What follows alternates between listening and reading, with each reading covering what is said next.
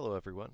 Today I wanted to talk about my testimony. I just wanted to have a chance to give glory to God through what He has done in my life.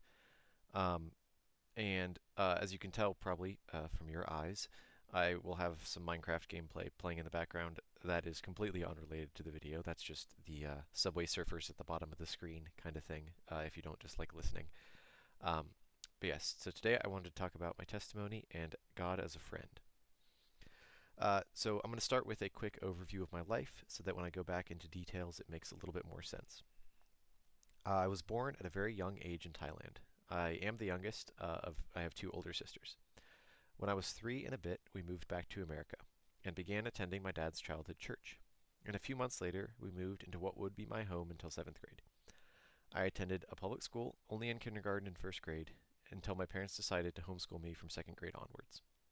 The next big step happened when I was 12. My dad made it known that he was an atheist and left my mom. As a result of this, we had to move since the house wasn't really affordable anymore. We moved when I was in 7th grade, and my mom made it known that I was going to go to the same school as my sisters when I started 8th grade. I started and made new friends and got into the grind of school and all that. COVID hit my 10th grade year, and then the summer between my junior and senior years, I started working part-time at a mechanic shop, as well as taking classes at a local community college's automotive mechanic program. During my senior year, due to scheduling a lot of my classes earlier in high school, I would go to school in the morning, work during the afternoon, and go to automotive school at night. The summer after my senior year, I worked full-time, I worked part-time, but took off college to enjoy my graduation and time with friends. As the fall began, through a familial connection, I started going to a local college church ministry near my house and joined them on some of their retreats as well. At this time, I was also still attending my childhood church and helping to lead the young adult Bible study times. I graduated with my associates in December of 2023. This too ministry structure happened for a while, but in summer of 2024, I felt led to commit to the college ministry, as trying to be a leader and grow in two ministries was not feasible or wise for myself or those I was ministering to. I had some powerful times on the trips, and I was being built up as a leader in the ministry. And in 2025, I was officially placed on the leadership team as a volunteer key leader, and here I am today. That's a very broad overview of my life, but there are a few distinct chunks that I would like to talk about. The first chunk is birth and up until like 12 years old, about divorce and baptism. Then from that, divorce and baptism to about 8th grade. Then about 8th grade to graduation, and then graduation to spring of 2025, and then spring of 2025 to now. And the two threads that I really want to focus on, just for the sake of this video, in these chunks are just an overview of what God was doing and my friendships. So I was raised in a Christian household. I went to church. Half my friends were at church, and while I spent time with the kids at school for the 2 years I went, I never really spent time with them outside of school hours, aside from a few birthday parties here and there.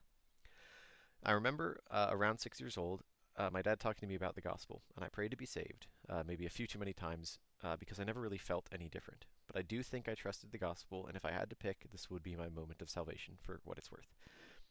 My church had solid biblical teaching, and I was beginning to show evidence of my nerdiness in these years when it came to Bible knowledge. I was introduced to apologetics and other false religions at this time. My primary friendships were in my neighborhood and at my church. Being homeschooled, I would finish my work and go down the street to play with them, and when they came back from school, I would play outside and make tons of games and wrestle and play on the trampoline, and then in middle school we would spend more time playing video games inside. These friendships were easy. We didn't know each other all that deeply, we rarely talked about religion or family matters, and didn't really go beyond what we were actively doing or wanted to do. This kind of same thing went for my church friends. Besides the occasional church event or camp, we only saw each other at church, not really outside of it, and besides the few times of deeper discussion, we never really got much deeper than just the context. This era, being my youngest, is the one that I remember the least. It's defined in my mind as running around outside, playing video games, and knowing a lot about God for my age, but as we'll see, my friendships were shallow, and I never really followed God. So then, from this chunk now of divorce and baptism to about 8th grade, my parents' divorce was obviously a major change, and for a while, my dad hadn't been going to church and felt way more distant. I remember as the family meeting was being called, thinking, "Oh no, I know what's coming." My dad let us know that he was an atheist and going to be moving out. And sometime after the family meeting, I remember going to play with my friends and telling them, but it didn't really go any deeper. I was so numb and not used to processing emotions. I remember walking home thinking to myself, I returned to a broken home, which is incredibly corny, but I just didn't know what to feel or think. This whole time in my life is a blur, and I don't think I have fully processed it even now. But for this video, focusing on God's work and friendships, I don't remember ever really doubting my faith at this time. I remember seeing one of my friends getting baptized and thinking, well, why haven't I done that? And in the talk with my pastor, he asked if my dad's leaving in atheism hurt or strengthened my faith, and I said strengthened, because I truly believed it did. I knew I believed, even if my dad foolishly didn't. Even after my baptism, I remember getting gifts from family and such, and just feeling kind of fake. I knew what baptism was, I knew I believed, but I just didn't feel it. Not like some warm emotional sense, but truly just feel it. Because of the divorce, we really couldn't afford the house, and we began a process of moving. Because we moved, I was no longer within walking distance of my neighborhood friends, and for a couple of them, I basically haven't spoken since we moved, and the other ones didn't take too much longer to peter out. It revealed how shallow and how based on convenience these friendships were. They couldn't stand 17 minutes of distance. When I started at my new school, I made new friends, but it was sort of the same thing. We only saw each other at school, and the friendships, beyond some lively interfaith debates between Catholics and Protestants, didn't get that deep into anything else. This time, moving and starting at a new school, was the first time I ever felt truly lonely, and I didn't process that with God at all. I still had my same church friends, but it was still the few hours a week with summer camp sort of relationship, and there was basically nothing outside of that structure. I can only see in hindsight what God was doing here, and with a divorce, he did provide the family a lot of church support, but I just wasn't truly following him. As a result of this change, we're going into the 8th grade to graduation chunk. As a result of this change, without proper coping mechanisms, I turned to politics and porn. My identity became so much more wrapped up in my political stances and Instagram ideologies instead of God. I really didn't read my Bible, and I was fully addicted to pornography by age 14. This was awful. I would go to church, and at my times of chapel at school, the summer camps I would go to, and I would cry out to God. I just loved my sin and was hooked, but I just still felt crippled by guilt. My friendships were still contextual, still church and school. This was the time where I began to desire a romantic relationship. When COVID hit, and all I had was my computer and time, it got so much worse, both in my obsession with politics and with porn. Around this time, God was simply distant. I never sought him out. This porn addiction and my own awful twisted desires led to hurting others around me, and I didn't know how to cope. I hated school, I hated being at home, and I hated how disgusting I was. I was broken and lonely and not truly following God. And as COVID restrictions were lifted, I had my junior year of school. I began to work as a tire tech at a mechanic shop between my junior and senior years, and started to attend a local trade college. The first semester of my senior year, most days I would go to school in the morning, work in the afternoon, and attend college at night. This was the worst semester of my life. I was spread so thin. I was tired, I had so much to do and so little time, and my coping mechanisms were terrible. The second semester of senior year, I had more time, and all of my class kind of realized we had cars, were graduating soon, and liked hanging out, so we did more. The summer after graduation was bizarre. I spent so much more time with friends, both church friends and school friends. I even went on a fantastic vacation with one of my good friends and his parents to Kiowa Island. This was the first summer I had ever even asked someone out on a date. It was dumb and didn't go anywhere. But this was also the first time where, even though it was group chat, I was regularly being asked and asking others to hang out. But it still was very much, like I said, friend group and group text contextual. It was dependent on those tools. It was helped by graduation parties where we could continue to hang out afterwards, and by the hangouts being pretty low risk and not really going that deep. It was mostly just things we did together. I was praying more, I was clean from porn for a few months, and it was great, but it didn't last. Under all this was still that deep loneliness I didn't understand. I thought, well, my friendships are so good, I just want a girlfriend. I want to get married. That's why I'm feeling lonely. But I would leave hangouts as I was driving, and I would just feel alone. God was certainly working in this time. Through a book on manhood from one of my pastors, reading and studying Proverbs for the first time, having a good part-time job, I was growing. But I had the wrong direction in mind. I was often growing in order to be in a relationship. To give a sense to how others in the church perceived me, when they started a young adult group that summer after I graduated, I was asked to help lead. I was intellectual. I thought about a new theology, but yet I don't think in hindsight I was deep enough beyond mere knowledge to have earned that spot. Now we go on to kind of graduation to spring of 2025. When that date went poorly, when the vacation ended, when friends moved away and started college, I was left almost no better than before. The loneliness never left. When the next semester started, I began to regularly attend a college ministry on campus near my house. This was the first time I began to understand what worship was, what it meant to be a fan versus follower of God, and I was watching a lot of theology and apologetics on YouTube. This was my Mike Winger era, and I was continuing to grow in my knowledge. A key part of this year was going to the February men's retreat. This was about the first time I ever actively confessed about my porn addiction. Well, it was the first time. And sought accountability, and really found out what it meant to be discipled. To have men to lean on and live life with, not just live the Christian life alone. The next year, fall of 2023, I began to regularly go to the college ministry's student lounge, which had board games, weekly events, movies, and good conversations. I went basically every night I could. It came to the point I didn't even know how to spend time on my own, and despite this, I still felt desperately lonely. I had a brief crush and date that fall, but I handled it extremely poorly for the couple weeks surrounding it, still thinking singleness was my problem. And that winter break was miserable. Besides the few things I did with my high school friends and family, I was in a deep depression waiting for the student lounge to reopen. The next semester was much the same. My friend group was a bunch of dysfunctional young adults who didn't know how to properly communicate, and I was so reliant on the lounge to cope, I didn't see how dangerous of a situation I had put myself in. Of course, God was working at this time. I was continuing to grow in my faith and application of it, but I was hindering it so much through this crutch of the lounge. Even with the constant contact with friends, I still felt lonely. I still felt like something was missing. As the semester was wrapping up, I got into a relationship with one of the girls I hung out with at the lounge. But to make a long story short, when she moved back home for the summer, it was revealed through long distance that our relationship was nothing more than time spent. We didn't communicate well. We really didn't do much together besides be physically close, and it ended on her front porch with a hug and a handshake after a conversation that made it extremely clear we were not on the same path.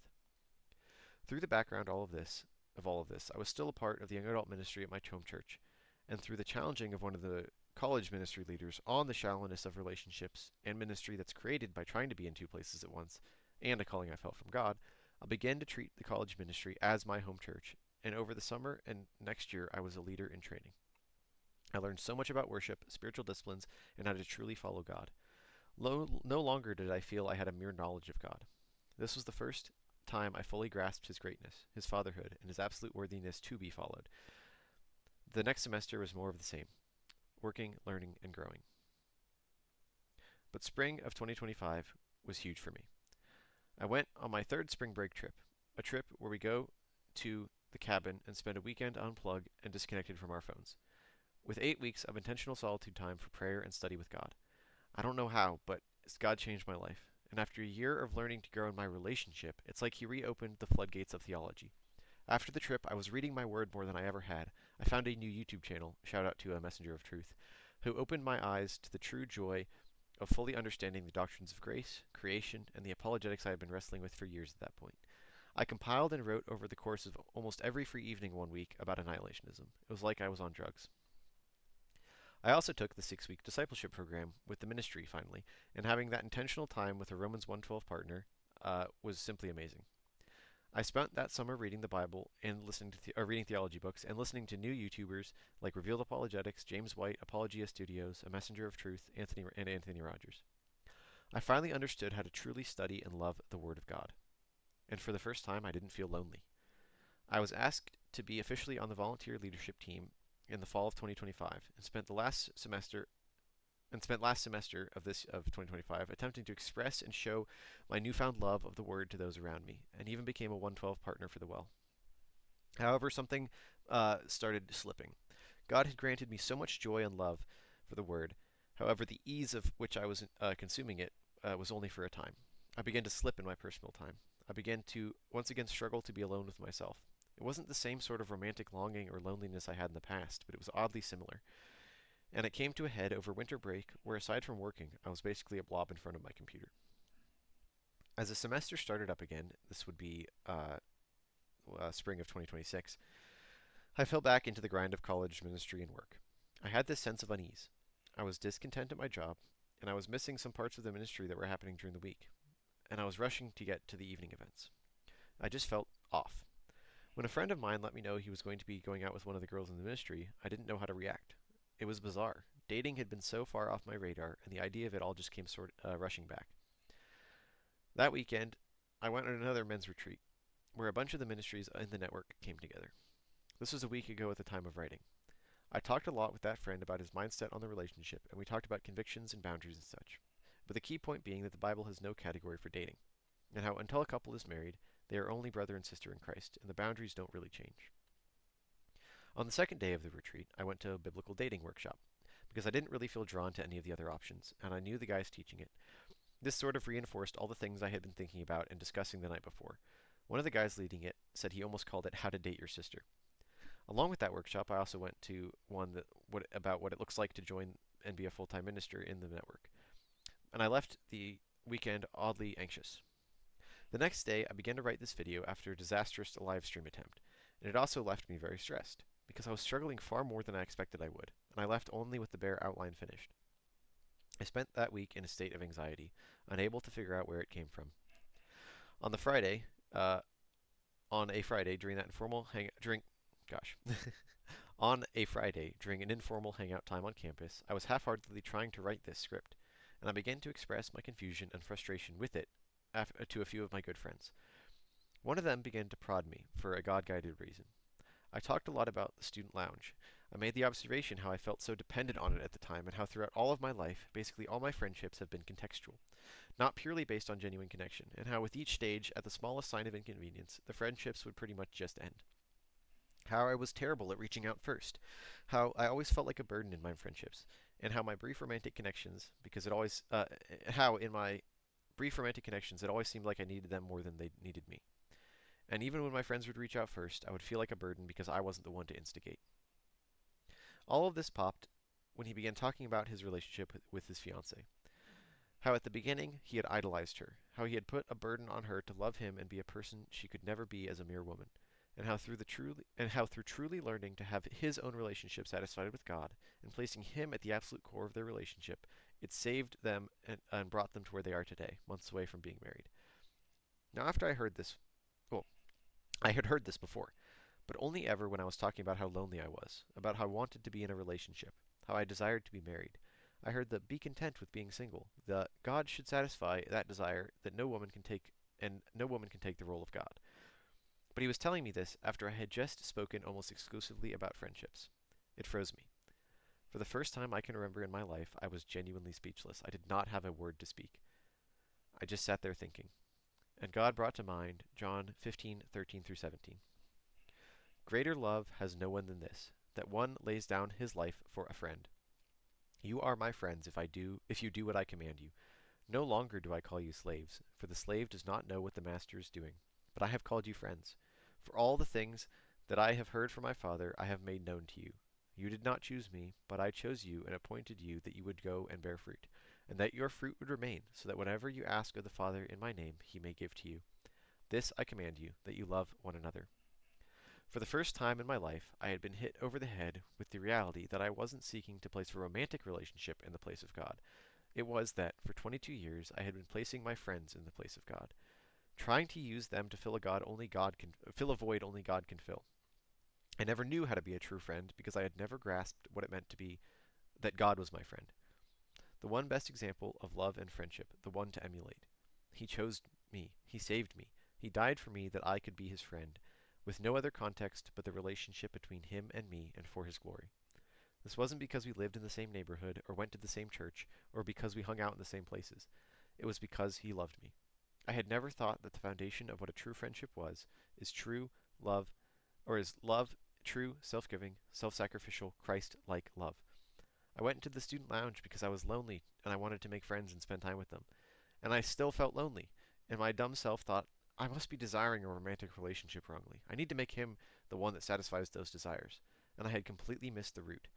I had not and was not seeking to know God as a friend, to seek him to truly satisfy all my relational needs. I've been working on him as a father. I had begun to grasp what it meant for him to be king, but I had never once understood John 15. And I genuinely cried for a while after that conversation. I cried while writing this, actually. It had been revealed to me how I had been idolizing friendship for 22 years. No wonder I left that dating workshop so confused. My entire framework of dating had been removed. It's like a man in a cell knowing the world only through others' pencil sketches being told, you know, the outside world doesn't actually have those gray outlines. I just had a blank white sheet of paper. Credit to C.S. Lewis for that analogy. I didn't know how to bridge the gap from woman I'm interested in to the woman I'm married to. Everyone had always said to me, "A good marriage is founded on a good friendship." But now I realized why that felt so insurmountable, because I didn't know what friendship was.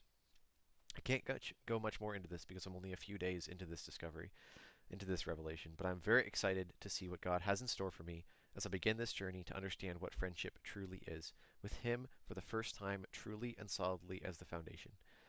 My application for this to those who are listening is you need community. Every single breakthrough in my life has come through the catalyst of community. Even if God works that into my alone time and free time, it started with men and women of God I wanted to emulate. If my good friends at church and my family had not been there, if I had not been comfortable enough to talk to them, I would still be the political porn brain I was in 10th grade. However, as I'm learning a whole new way, God needs to be the foundation of everything. Your family relationships, your romantic relationships, and as I'm only just starting to grasp, your friendships. God has been working breakthrough in my life since the beginning. I hold firmly to a lordship view of salvation. I believe one cannot be a true Christian and continue to live a life defined by sin, but I'm also not dumb enough to put a timeline on that. That is for God and God alone. We are not saved by our works. We are saved by faith in the one who did all the work, the perfect life, death, and resurrection of Jesus Christ. And praise be to God that He doesn't just leave us where we were. Love your friends and be a light wherever you are. Who knows how God may use you to change someone's life? He has certainly used my friends to change mine. And I really want to shout out, I'm just going to give first names, so if they're listening, they'll know who they are.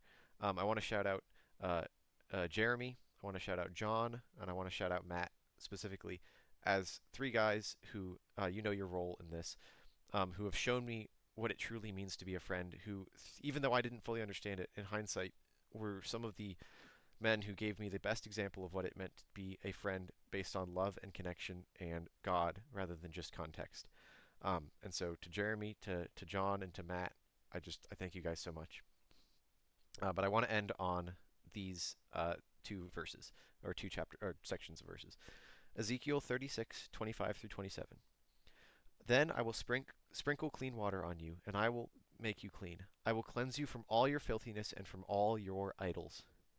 Moreover, I will give you a new heart and a new spirit within you, and I will remove the heart of stone from your flesh and give you a heart of flesh. I will put my spirit within you and cause you to walk in my statutes, and you will be careful to observe my ordinances. Greater love has no one than this, that one lays down his life for a friend. You are my friends if you do what I command you. No longer do I call you slaves, for the slave does not know what the master is doing. But I have called you friends, for all the things that I have heard from my Father I have made known to you. You did not choose me, but I chose you and appointed that you would go and bear fruit, and your fruit would remain, so that whatever you ask of the Father in my name, He may give to you. This I command to you, that you love one another.